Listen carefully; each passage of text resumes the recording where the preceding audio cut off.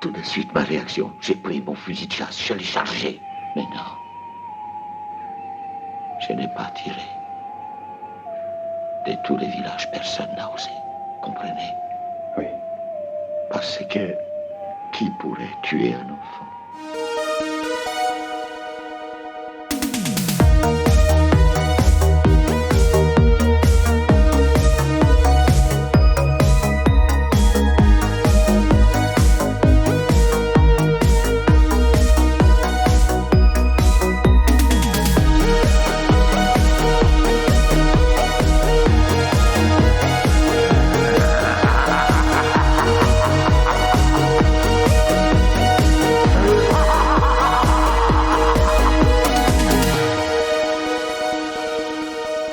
Bonjour et bienvenue dans ce nouvel épisode de Jumpscare, le podcast qui dissèque, désosse et découpe tous vos films d'horreur préférés. Aujourd'hui, on part en Espagne pour parler d'un des films les plus cultes du cinéma de genre espagnol, puisqu'on va parler des Révoltés de l'an 2000, de Narciso Ibáñez Serrador, sorti en 1976 et ressorti en salle chez nous en 2020 dans une version restaurée grâce à Carlotta Films.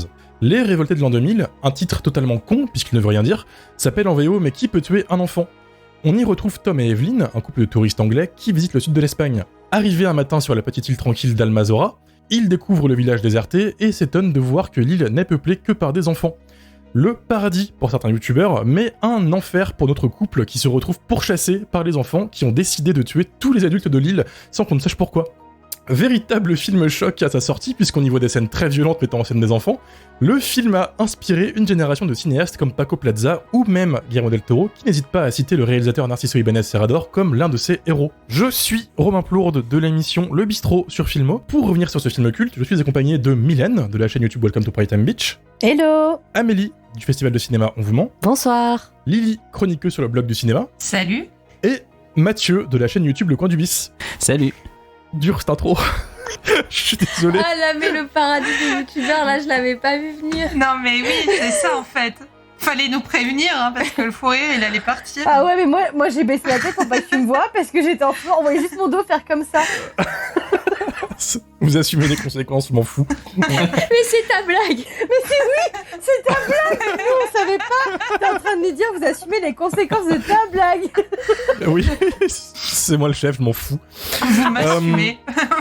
Vous m'assumez, vous avez assumé, exactement. J'avais pas lu les petits caractères.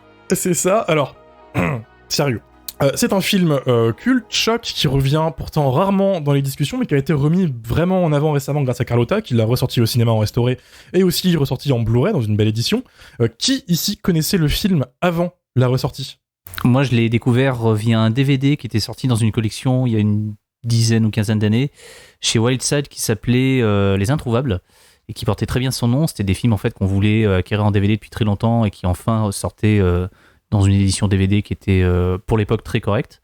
Et je crois même que Les Révoltés de l'an 2000, c'était potentiellement peut-être le tout premier titre de la collection des Introuvables. Et je me rappelle d'un truc, c'est que à l'introduction du DVD, c'était marqué pour Fabrice Duvels. Et Fabrice Duvels, qui le réalisateur de Vignane, de Calvaire, de pas mal de films, oui, est un fan des Révoltés de l'an 2000. Et du coup, je me suis dit, tiens, il suffit de demander très très fort à Wildside pour qu'ils éditent des films. Donc après, j'avais envoyé un mail à Wildside en disant voilà, j'aimerais tel film. Et on m'avait répondu, et c'était même le patron de Wildside de l'époque, il m'avait répondu, c'était Manuel Chiche. Et après, moi, je lui avais parlé d'un film qui s'appelait Le Dernier Train du Katanga, que j'arrivais pas à voir. Et il avait commencé les recherches par rapport à ce truc. Le film n'est jamais sorti chez Wildside, mais quelques mois plus tard, en fait, le film est arrivé dans une édition toute pourrie de chez Warner, donc je sais pas si vraiment il y a un lien ou si c'est un hasard total. Mais du coup, voilà, c'était... je me rappelle très très bien de cette collection, et vu que c'était le premier, je l'ai vu un bon paquet de fois, avant de le racheter une nouvelle fois en Blu-ray, donc il y a quelques semaines, avec de nouveau Fabrice Duvels en fait dans les bonus, avec de nouveau cette intro pour Fabrice Duvels. Donc je sais pas, il y a un truc en fait. Mais il a voulu faire un remake des Révoltés de l'an 2000, il le dit dans l'intro. Il avait voulu, ouais. Mais il y a un remake d'ailleurs qui existe. Il y a un remake qui existe en fait, qui est catastrophique. La bande-annonce est sur YouTube, mais c'est un remake qui date de 2013 et qui est réalisé par un gars qui s'appelle Makinov, dont le nom apparaît en gros dans la bande-annonce, mais le mec n'a fait que ça. Donc je pense qu'il y a un petit problème d'ego quelque part. Mais voilà, si vous devez voir un seul film, préférez quand même l'original, parce que le remake est vraiment, vraiment pas bon. c'est passé, le message en tout cas est passé. Mylène, toi tu connaissais le film aussi visiblement? Oui, je l'avais vu avant sa sortie chez Carlotta, parce que je suis passionnée de films avec des enfants tueurs. C'est l'un de mes sous-genres préférés. Et du coup, à un moment donné, quand j'ai écumé un peu tous les classiques, du coup, j'ai fini par voir celui-là. Et d'ailleurs, c'est bizarre que je l'ai pas vu en premier, parce que j'ai commencé par des trucs bien plus obscurs comme Les Tueurs de l'Éclipse. Et finalement, j'ai fini par Les Révoltés de l'an 2000. Et ça a pas été mon préféré dans la catégorie. J'avoue que je l'aime bien, mais j'ai vu mieux. J'ai vu Enfant plus psychopathe. Quand même, ils sont chauds dans le film. Lily et Amélie, vous connaissiez ou pas? Ou c'est la découverte? Non, pas du tout. Moi, c'est la découverte complète. Voilà. Pareil, je connaissais pas trop le film pour le coup, j'en avais entendu parler, mais j'ai jamais eu vraiment l'occasion de le voir. Puis je connais assez mal le cinéma espagnol, ce qui est assez honteux, quoi, à part Almodóvar et Rec. Voilà. Non, mais c'est très honteux parce qu'il y a de très bons films de genre espagnol. Donc voilà, Les Révoltés de l'an 2000. Ouais, Les Révoltés de l'an 2000, je l'ai vu seulement samedi soir et j'ai beaucoup aimé. T'as spoilé? Ok, mais let's go. Ouais. Je vous rejoins, moi aussi c'était la découverte. En fait, je connaissais le film de nom grâce à la ressortie, et moi je vois le titre français Les Révoltés de l'an 2000 et je me dis putain, ça c'est un post-apocalyptique italien comme je les aime. Tu sais, ça sonne vraiment comme les gladiateurs de l'an 3000, Atomic Cyborg et tout, puis en fait je vois à l'arrière de la jaquette que c'est pas du tout ça. Je l'avais posé en mode non mais c'est de la merde. Vraiment mépris de merde total. Grosse erreur. Grave erreur, on y reviendra après. Je spoil aussi du coup, mais en effet c'était très très très bien. Mathieu, t'en as pensé quoi du film concrètement? Alors moi, c'était une bonne petite claque à l'époque parce que je connaissais le film de nom et un petit peu comme toi, enfin je pensais que c'était complètement autre chose. Mais quand j'ai vu qu'en fait derrière ce titre complètement débile se cachait une histoire d'enfants meurtriers et qui en plus se passait en plein jour, parce que voilà, ça c'est un truc qu'on va, je pense, rapidement aborder, c'est que c'est un film d'horreur mais qui, contrairement à la majorité des films qui se passent la nuit, lui il se passe vraiment en pleine lumière et voilà, la découverte était vraiment très bonne parce que ça m'a aussi permis de découvrir donc le réalisateur qui était derrière, donc Narciso Serrador, qui est une figure culte en Espagne, parce que même si le gars n'a fait que 2 films dans toute sa carrière, c'est une figure extrêmement célèbre au sein de la télévision espagnole. Le gars est surtout connu là-bas pour avoir réalisé et présenté une série qui s'appelle Historias para no dormir. Alors mon accent est à chier, mais voilà, c'est une espèce de compilation de petites histoires horrifiques qui est réalisée et présentée.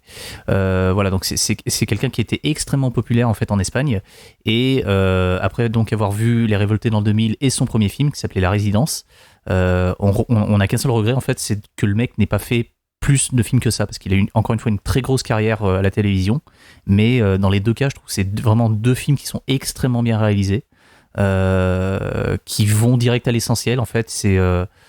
J'ai du mal à leur voir des défauts, même si voilà, ils sont très ancrés fin 60, début 70, mais je les trouve vraiment... je trouve que 50 ans après, en fait, ils tiennent encore la route, quoi. Enfin, pour des films avec des enfants tueurs, effectivement, comme l'a dit Mylène, enfin, c'est pas ce qui manque. Je trouve que le film tient vraiment encore parfaitement la route, et il y a 2-3 scènes qui sont 50 ans plus tard encore parfaitement glaçantes, quoi. Enfin, on en parlera peut-être un petit peu après dans la partie spoiler. Alors, attends, je précise, on est dans la partie spoiler, le film il a 40 ans. Ah, d'accord, ok. Si vous voulez y aller vous avez capté que visiblement on va en dire du bien. Si vous voulez voir le film, allez-y, écoutez le podcast après, mais pour les vieux films, on a une règle on s'en fout du spoil, quoi. Okay. Ça va plutôt attirer les gens à le voir, en fait, de parler des moments glaçants que de les cacher. Parce que, en effet, comme tu l'as dit, il y a un générique d'intro, il faut en parler. Parce que c'est un des génériques d'intro les plus fous que moi j'ai vu. Je m'attendais absolument pas à ça. C'est-à-dire que, autant le dire, tu as des images documentaires d'enfants qui se font tuer, quoi, par les nazis, par la guerre, brûlés au napalm, avec un enfant qui chante par-dessus. Donc directement, pendant 10 minutes, t'es dans l'ambiance totale. Toi, tu parlais, du coup, tu connaissais le film, mais moi, je connaissais pas. Et je me suis mangé le mur dans la gueule, mais d'une force, pour le coup. 50 ans plus tard, ouais, je trouve que le film tient giga bien la route, encore. Et même au-delà de cette introduction qui, je pense, fera le tri entre pas mal de spectateurs, il y a quand même des scènes horrifiques qui arrivent après, qui sont encore aujourd'hui, je pense, assez vénères, quoi. Je pense à la scène de la piñata. Enfin, quand tu sais pas ce qui va arriver dans le film et que tu te retrouves face à ça, tu fais oh putain, ouais, ça va quand même assez loin, quoi. Il y a 2-3 plans dans le film où tu dis ok, enfin est-ce qu'on pourrait refaire ça en fait aujourd'hui, quoi, sans forcément passer pour un vieux con ou quoi. Enfin Il y a des choses qui ont été tentées avec ce film à l'époque qui seraient pas forcément tentées de la même façon aujourd'hui, quoi. Ça passerait absolument pas. Amélie, toi de ton côté, comme tu découvrais le film, t'en as pensé quoi? Il tient la route ou pas? Moi, je suis un petit peu partagée sur ce film-là. Je trouve que effectivement, c'est un film d'un réalisateur qui est cinéphile et ça se voit dans sa manière de montrer les choses, dans sa manière de filmer. Il a des très très belles perspectives, il a des très beaux décors. Il pose les choses de façon très franche, en pleine lumière, comme ça. À l'inverse de son autre film, La Résidence, qui au contraire est tout dans la pénombre, avec des jeux de clair-obscur, de lumière, de bougies. Voilà. Et justement, j'ai préféré La Résidence, que je trouve plus intéressant, même si les deux films ont beaucoup de points de commun, selon moi. C'est-à-dire que dans les deux cas, c'est des protagonistes qui se retrouvent dans un milieu, soit dans une résidence de jeunes filles, dans un internat, soit sur cette île espagnole, complètement coupée du monde, avec une menace qu'ils essayent de fuir. Et dans les deux cas, on est un petit peu dans ce huis clos, soit dans une grande école, soit dans une île entière, où il y a des protagonistes comme ça qui essayent de fuir une menace qui est très surprenante. Mais toujours est-il que moi, tu vois, le début, je trouve que le générique avec des images documentaires, déjà, effectivement, ça a le mérite de donner au film cet aspect très documentaire, surtout qu'on voit ensuite un couple qui part en vacances et tout, dans un pays qu'ils connaissent pas, donc ça donne un petit peu un côté docu-fiction. Mais par contre, c'est là où le film me déçoit un petit peu, c'est que je le trouve pas très très subtil dans son propos. Et dans son titre, et dans cette introduction qui est comment on peut tuer les enfants en fait, et que les enfants vont finir par se venger de tout ce qu'on leur fait subir et tout ça. Je trouve que c'est un peu à l'emporte-pièce, quoi. C'est un petit peu... j'ai pas trouvé ça très subtil comme message et comme histoire, quoi. Moi, je trouve que l'intro, elle a beau pas être subtile, je trouve qu'elle est quand même essentielle à la compréhension du film. Parce que dans le film, on n'a pas tellement d'explications sur du pourquoi les enfants attaquent les adultes. Non, on sait pas pourquoi ils attaquent les adultes. On pense qu'il y a quelque chose qui est d'une part du fantastique, en tout cas. Clairement, ouais. Une sorte de télépathie, Oui, en fait. Voilà, il se passe un message. Ouais, c'est ça. Mais toujours est-il que moi, je trouve que montrer comme ça, très frontalement, des images documentaires de violences d'enfants, c'est autre chose que... Moi, je trouve ça assez... ça peut être assez gênant, quoi. Moi je trouve ça gênant, en fait. Bien sûr. De montrer ça de façon hyper frontale, comme ça, dans un film. Moi, j'ai pas de problème avec la violence au cinéma. J'ai un peu plus de problème à voir la violence d'enfants brûlés au napalm. Et puis surtout, cette info, c'est presque un court-métrage. C'est très long, hein. Ça dure 8 minutes. Ouais. Non, mais en plus, comme tu le soulignes, Amélie, c'est de vraies images d'archives qui sont difficiles à voir. Mais du coup, personnellement, je suis assez sensible à ce genre de choses et je trouve qu'il y a rien de plus atroce que la réalité. En fait, certes, mais pour moi, t'as pas le même rapport aux images, tu vois. Oui, bien sûr. Et je trouve que là, le film, il fait une petite entourloupe où il m'a prise par surprise sur ce truc-là, et je trouve que il y a une petite part, c'est un peu malhonnête. Voilà. Je pense qu'il y a un côté effectivement putassier, mais je trouve que ancrer le film dans une part de réalité où on fait subir des horreurs aux enfants de par le monde, vous le savez. Vous l'avez vu. Ouais, mais le film le dit. Le film le dit, tu vois. Le film le dit quand eux-mêmes, ils tombent sur une télé et qu'il y a un commerçant qui leur traduit un peu ce qui se dit en espagnol sur la guerre en leur disant « Ah oui, mais vous voyez, c'est toujours les enfants qui souffrent de la guerre et tout. » Et du coup, je trouve que ce générique, non seulement il est redondant, mais en plus, il est... c'est un procédé que je trouve, un peu bof, quoi. Voilà. En vrai, je peux comprendre. Ça filtre grave. Ça a filtré Dario, d'ailleurs, dans cet épisode. Qui a tenu la première minute et qui est parti en fait, donc voilà, on te salue Dario au passage, lâcheur. Et après, est-ce que ça a pas, c'est une question honnête que je pose, et c'est plutôt à l'expert d'exploitation qui est parmi nous, Mathieu, rapport avec justement le cinéma d'exploitation et le fait qu'il fallait vraiment choquer pour attaquer le spectateur directement et le choper. Alors, je pense qu'il y a une part de ça. Il y a une part de ça parce que, comme on disait tout à l'heure, La Résidence, c'est un film qui est très très beau, très réussi, mais qui est très classique dans sa forme. Il y a un côté film d'épouvante gothique, un petit peu à l'ancienne, quoi. Là, Les Révoltés de l'an 2000, on est grosso modo au milieu des années 70, et même si Serrador s'en défend un petit peu, ça j'en parlerai un petit peu après, on est à la fin du franquisme, et du coup on est dans un pays qui est en pleine mutation. Et du coup, on part sur un... Enfin, le cinéma a tendance à changer un petit peu. Et si on prend un petit peu le cinéma fantastique espagnol au sens large, il y a quand même pas mal de films fantastiques espagnols où il y a la figure de l'enfant qui revient. L'enfant confronté à des choses difficiles, des choses horribles, voire des fois même à la guerre tout court, c'est quelque chose qui est très très très récurrent, quoi. Et moi, la première fois que j'ai vu le film, après j'ai enchaîné forcément avec les bonus, et dans ma tête c'était clair et net que il avait fait une espèce de Guillermo del Toro, quoi. C'est confronter en fait la figure de l'enfance en fait qui est censée être pure, tout ça, à quelque chose d'épouvantable, mais en renversant le truc comme quoi là en fait pour le coup c'est les enfants qui commettent les atrocités, quoi, histoire de changer un petit peu. Et dans les bonus je m'attendais pas à ça parce que Serrador expliquait que il voulait à tout prix éviter le côté politique du film, et que même s'il y avait une espèce de lecture, on pouvait entre les lignes deviner comme quoi c'était la jeunesse qui a été massacrée pendant le franquisme, en fait, qui se vengeait des adultes, tout ça. Lui, en fait, il disait non, en fait, pas du tout. Moi, ce que je voulais, c'est juste faire un film qui fonctionne, un film efficace, avec des enfants tueurs, parce que on voyait pas forcément ça souvent au cinéma. Et ce que je voulais, c'était uniquement ça. Alors après, on peut être d'accord avec le truc, mais on peut aussi, je pense, indirectement le rattacher à toute cette vague de films fantastiques espagnols qui mettent l'enfant au centre de leur sujet, en fait, avec la dictature et le franquisme vraiment pas loin, quoi. Mais il le met même bien au centre, parce que pour le coup, il va quand même vachement loin. Parce que la figure de l'enfant dans ce genre de cinéma, souvent, elle est quand même un peu protégée. Même quand ils sont possédés, ils sont soit sauvés, ils sont rarement tués, etc. Et là, quand même, le dilemme de tout le film, c'est est-ce que le personnage principal, le protagoniste, va devoir buter des enfants pour survivre? Et peut-être que pour le coup, pour le final du film, on va peut-être pas trop spoiler ce passage-là, mais il y a des 2-3 plans, moi, qui m'ont fait dire ah ouais, d'accord, quand même. Ouais. Le réal a assumé son concept vraiment jusqu'au bout, et ça m'a refroidi. À un moment, il le dit quand les enfants finissent par s'éloigner. Il dit comme quoi ils sont éloignés parce que lui, il a osé en tuer un. Il dit oui, voilà, je suis le seul qui a osé tuer un enfant, et du coup, ils se sont éloignés.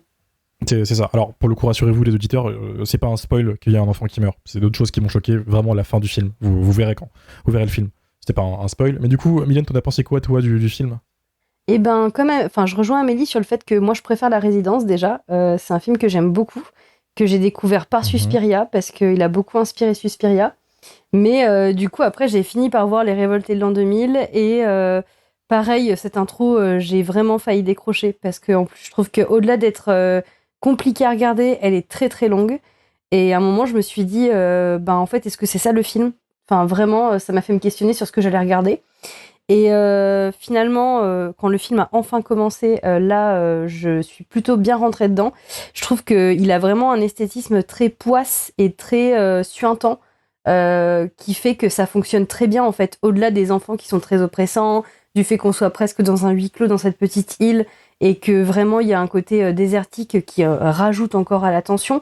Il y a vraiment ce côté où il fait très chaud. On appuie le fait qu'il fasse très chaud, le fait que les personnages soient en sueur, et ça, je trouve que ça joue.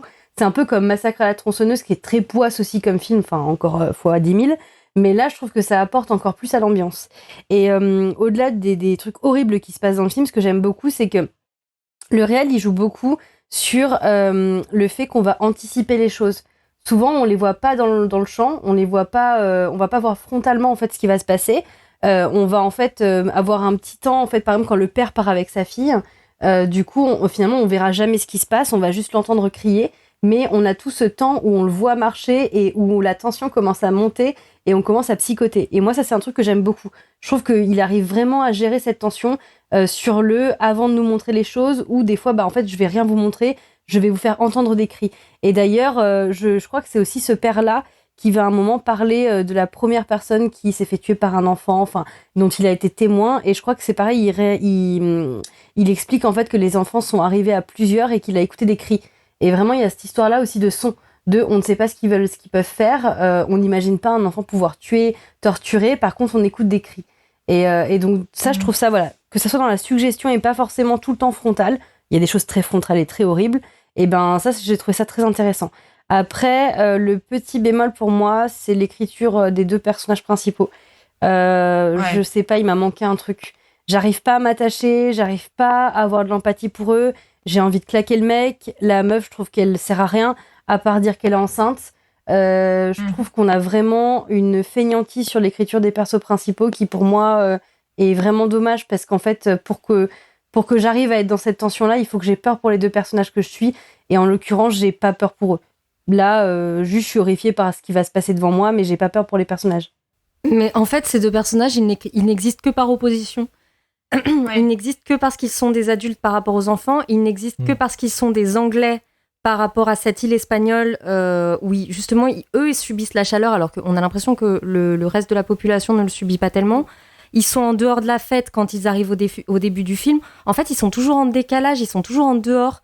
Même quand ils sont accueillis par cette mère qui leur sert à boire et tout ça, ils sont systématiquement en fait à côté de la plaque. Et je pense que c'est pour ça qu'on a du mal à s'attacher à eux, c'est parce que ils sont construits que comme un opposé à l'environnement dans lequel ils évoluent. Lily, de ton côté, t'en as pensé quoi, toi ? Moi, j'ai beaucoup aimé le film, donc comme je disais en introduction. Et pour le coup, moi, l'intro m'a beaucoup parlé, comme je disais tout à l'heure, mais je comprends qu'on n'y adhère pas. Qu'on peut trouver ça très bancal et un peu facile même. Je suis tout à fait d'accord. D'autant que, en fait, moi, j'y vois effectivement un message très niais, qui est qu'en fait, le film nous dit que c'est facile de s'en prendre aux enfants de l'ennemi en période de guerre, mais que par contre, si l'enfant lui-même était l'ennemi qui nous attaque, on aurait un problème éthique par rapport à répondre par la violence. Et après, ce qui me plaît assez, c'est que le film, il file assez brillamment cette métaphore, puisqu'on suit un couple de parents qui ont 2 enfants déjà eux-mêmes, mais il y a une espèce de dissonance entre eux. Amélie parlait d'opposition, moi je vois aussi l'opposition entre 2, parce que le père, lui, se pose pas mal de questions, et ils ont notamment une discussion où lui, il se demande si c'est raisonnable de mettre des enfants au monde dans ce contexte, en fait. Et il a même l'air plusieurs fois moins attaché à son enfant à naître qu'aux 2 autres. Et d'ailleurs, c'est lui qui va basculer dans la violence pour se défendre, alors elle va rester épouvantée d'un bout à l'autre par l'idée de tuer des enfants. Voilà, c'est elle, à la fin, elle met un coup de volant pour les éviter, elle est complètement traumatisée quand lui, il tue le gamin à la fenêtre, donc on sent qu'elle est davantage attachée à l'enfance. Alors que lui, ça va. Lui, ça va. Lui dit c'est la vie, en fait. Fallait bien se défendre, quoi. Et je pense que ça, c'est dû à la maternité. Moi, je crois que c'est de par sa maternité elle se refuse à être violente envers des enfants. Et c'est ce qui va causer sa perte. Mais en même temps, toujours opposition, lui, il s'en sort pas mieux parce que la violence va causer sa perte à lui. Et moi, j'y vois clairement une opposition entre la douceur soi-disant innée de la femme et la violence de l'homme. Ouais. Mais d'ailleurs, ils ont une opposition, et c'est un truc que je reproche au film aussi, c'est qu'ils ont une conversation au début du film sur le fait qu'ils auraient dû avorter de cet enfant. Ouais. Quoi. Et là, ça, je trouve que là, le film, il est un peu limite, surtout quand on connaît la mort de la protagoniste. En fait, est-ce que ça rapproche le fait de tuer des enfants de l'avortement ou pas ? Je sens que le film essaye de dire quelque chose, sinon il n'aurait pas placé cette conversation ici. Il n'aurait pas fait de cette femme une femme enceinte. Donc il y a un truc là-dessus, mais je sais pas à quel point le film va loin là-dessus. Tu vois, Surtout qu'ils insistent pas mal. C'est là qu'en fait, je trouve que la métaphore est bien filée, que c'est beau à voir, le film est magnifique, mais j'ai un peu plus de problèmes sur le fond. Parce que comme tu le disais, Mylène, moi, le Jean Rochefort ibérique, je le trouve détestable. Il sait tout mieux que la Gwyneth Paltrow ibérique, que je trouve aussi un peu con, et puis il lui parle comme si elle était débile, il lui dit tout ce qu'elle doit faire, et puis elle est un peu nunuche, cliché de la bonne mère famille des années 60-70, et du coup je crois qu'on est sur une vision du couple et de la famille traditionnelle qui est très vieillotte. Et je pense que c'est pour ça que ça passe pas aujourd'hui, mais qu'à l'époque c'était pas si choquant que ça, même si de notre point de vue contemporain c'est assez problématique. Je comprends, mais ça m'a un peu moins choqué. Quand tu le remets en contexte avec son époque, au final je trouve que ça va. Oui, parce que après t'as des œuvres genre tu lis Boule et Bill, dans une moindre mesure, hein, bien sûr. Mais Tully Boule et Bill, c'est vraiment le papa, la maman, le petit garçon, tout va bien dans le meilleur des mondes. C'est exactement la même chose. Elle fait la popote, lui, il va travailler. Enfin, voilà, c'est ça, quoi. C'est ça. Il y a un truc, moi, qui m'a choqué dans le film, c'est la plastique. Le film, le chef-op, c'est José Luis Alcaín, qui est le chef-op de Almodovar. Et je rejoins, en fait, c'est Mylène qui disait que le film était hyper poisseux, tout ça. Je trouve le film magnifique, en fait. Là, alors, il y a une restauration qui a fait des merveilles, hein, clairement. Je pense qu'à l'époque de la VHS, ça devait être totalement autre chose. Mais c'est un des rares cas de film d'horreur entièrement en plein jour. Mm-hmm. Ce qui est revenu un petit peu parce qu'il y a eu Midsommar il y a quelques années, etc. Et ça rend le film, en fait, hyper lumineux. Tout le monde transpire, comme tu as dit tout à l'heure, c'est poisseux. Il y a un grain, il y a une sorte de texture, en fait, de tout le monde. Tu sens qu'ils ont chaud, tous. Et ça aide vraiment, je trouve, à mettre un malaise de malade. Il n'y a rien de pire que des transueurs. Hein. Je pense qu'on est tous actuellement... On peut en parler, d'ailleurs. Voilà. Et moi, je trouve que c'est peut-être l'arme du film d'avoir foutu ça le jour. D'ailleurs, il y a 2 séquences de nuit, au final. Puis c'est parce que ça fonctionne beaucoup moins que quand t'as ces longs plans du village vide, qui est entièrement blanc aussi. Donc voilà, en fait, il y a 2 couleurs dans le film, quoi. C'est blanc et jaune clair. Et c'est vachement rare de voir ça.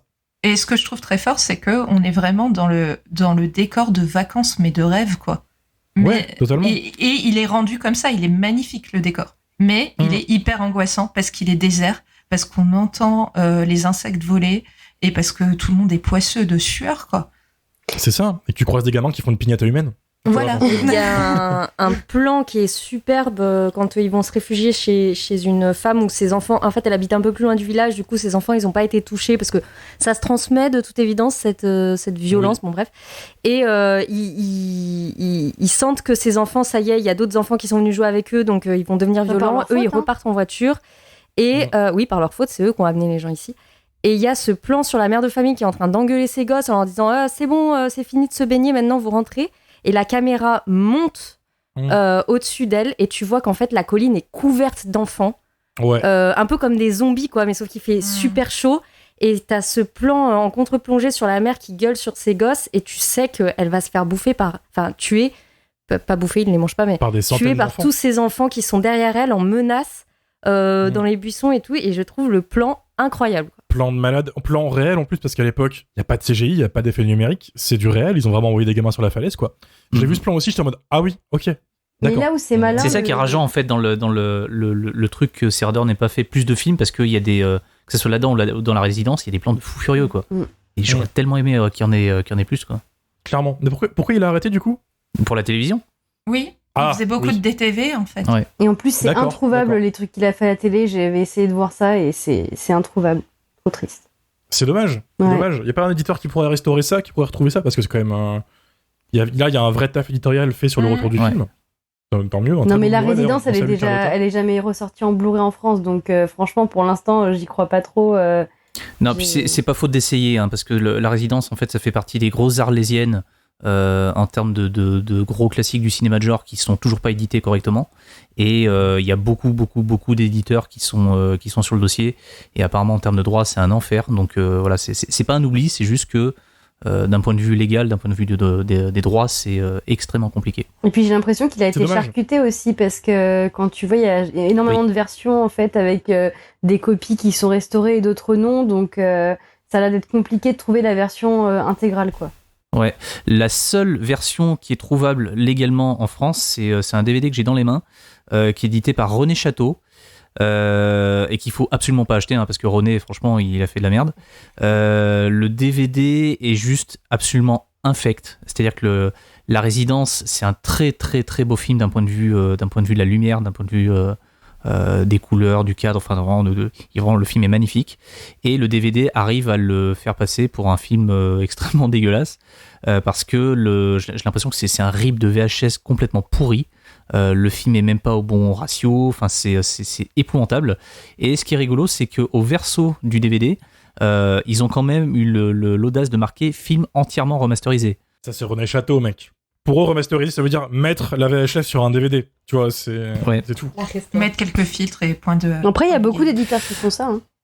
Ouais, mais là, Ouais, mais- Parce que en vrai, nouveau master, ça veut tout et rien dire maintenant. Il y a beaucoup d'éditeurs qui mettent C'est nouveau master ça. alors que c'est pas du tout un nouveau master. Exactement. Ouais, mais là, c'est même pas un master, c'est un rip de VHS dégueulasse, quoi. Enfin, il y a, Ah, il y a Lily, c'est aucun pour effort. toi. Je crois que c'est un des pires DVD que j'ai acheté de ma vie, quoi.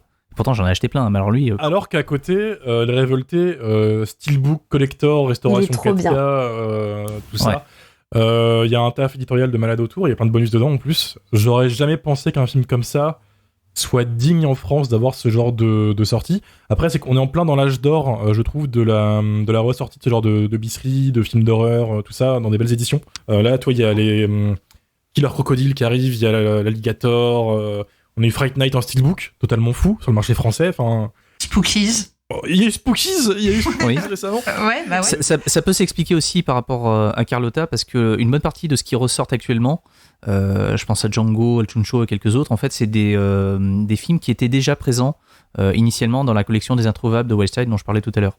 Et étant donné que Les Révoltés, c'était un des premiers ou le premier, et qu'il a été très rapidement épuisé, je pense qu'il y avait une grosse demande, et que Carlotta, l'ayant dans son catalogue, ils se sont pas fait prier pour le restaurer et le sortir rapido, quoi. Ouais, cette collection des Introuvables, elle était dingue. Elle était fabuleuse, ouais. Je trouve ça à la fois kamikaze et aussi stylé de ressortir le film avec le titre original, VF. Mhm. Parce que il est débile ce titre.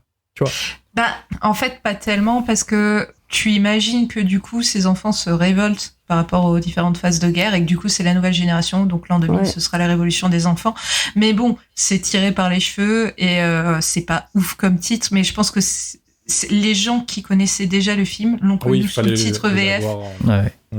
Donc c'est compliqué de leur vendre sous un nouveau titre, quoi. C'est En En effet, France, c'est un en parti tout cas. pris, j'imagine. Puis je suis pas Parler sûre que t'aies toujours le de la vieille. choix du titre que sur le Blu-ray que t'édites ou le DVD que t'édites. Hein. Ah, c'est possible aussi, ça. Je suis pas sûre que c'est Possible forcément le choix, ouais. C'est une vraie question de newbie que je pose. S'il y a un éditeur qui passe par là, n'hésitez pas à nous répondre sur les réseaux, parce que ça m'intéresse.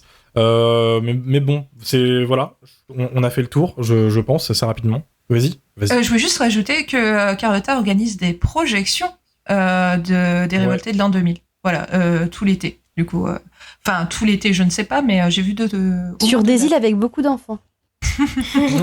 Donc venez transpirer. En 4DX, on arrive, il y a des gosses dans la salle qui te crachent dessus. C'est parfait. C'est ça. Les auditeurs ont eu plein de trucs à dire dessus. Ils étaient un peu plus positifs que sur le Croque-Mitaine, étonnamment. Ça va pas être dur. Ouais, c'est ça. On a notre Stéphane Boulet national, Vénère Herzog, qui nous a dit « Quand je l'ai vu la première fois, je croyais que j'allais regarder Les Traqués de l'an 2000. » Parce qu'il y a un film qui porte ce titre, Les Traqués de l'an 2000, qui n'a rien Et à qui est voir. très bien. Film C'est australien. ça. C'est un film australien. Gros bis. Qui a aucun rapport, c'est du bon bis, ouais, comme tu dis. Il continue en disant « Je peux pas dire que j'étais déçu, surtout quand j'ai fini par voir Les Traqués plus tard, j'ai réalisé que j'avais gagné au change. Mais une chose est sûre, j'étais vraiment pas préparé. Et ça, je peux aussi comprendre. » Mergrin nous dit « Chef-d'œuvre bouleversant, un générique insoutenable, des scènes dérangeantes, mais surtout un miroir qui nous est balancé pleine face, sans embâge ni déformation. » Oui, Oui, Je- c'est vrai que- mais- C'est vrai que je pense que le film a pour but de te faire ressentir un sentiment de culpabilité et en soi, il y parvient d'une certaine façon. À te faire sentir... il te balance quand même des images de gamins qui souffrent, quoi. Je pense Moi, que... j'aime bien ça. Ah, Les gosses. et puis les enfants, je crois que la dernière phrase c'est ils arrivent à rejoindre le continent et Oui. ils disent qu'ils sont des millions en fait et s'ils veulent se révolter ils le feront. Et qui vont jouer ensemble. Pour Ouais. eux, c'est un Voilà. jeu. C'est ça qui est Tout terrible. le monde en fait. va jouer avec Ouais, nous. va c'est vouloir c'est là où il y a un petit côté Stephen King peut-être en plus je pense genre les enfants du maïs, des trucs un peu comme ça avec C'est des ça. gamins en groupe qui butent des adultes. Ouais, le côté flippant, Ça. c'est on les arrête pas à l'île en fait. Ils peuvent partir. Et en plus, déjà, il y a un côté hyper oppressant avec cette île. Mais bon, tu te dis, ils sont un peu coincés. Bon, même si ça se passe de jour et t'as l'impression que personne pourra leur échapper. Mais là, c'est en mode, c'est bon, ils ont des bateaux, c'est fini, quoi. Vous êtes tous morts. Après, moi, je trouve que le miroir, il est plus... tu te poses quand même la question quand tu vois le film. Là où ça marche encore, c'est est-ce que je serais capable de tuer un gosse pour m'en sortir ? Voilà, je pense que ça marche toujours en soi. Qui est une question que Donc absolument personne ne veut la réponse en fait. Enfin Oui, vraiment. voilà. Le père qui part avec sa fille, pour moi, il sait ce qui va se passer. Et il choisit mais de se totalement. sacrifier. Il préfère il ça. assume entièrement. Voilà, il préfère ça que il tuer fait son sa choix. fille, en fait.